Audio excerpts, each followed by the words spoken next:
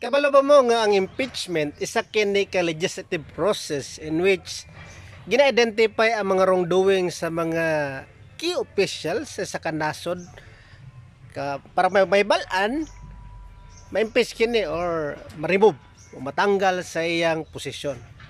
So common sa tunay balaan ang ma-impeach isang president, ang vice and chief justice kay nahitabo naman ang impeachment, no, sa nga posisyon. But under sa constitution dili lang sila ang pwede ma-impeach.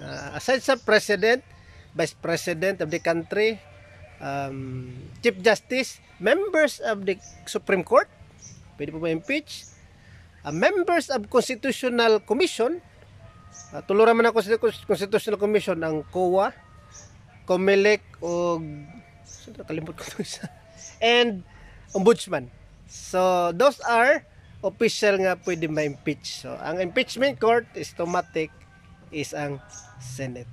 So usa kay may tabo sa hungihong karon or kanang ongoing impeachment sa Vice President.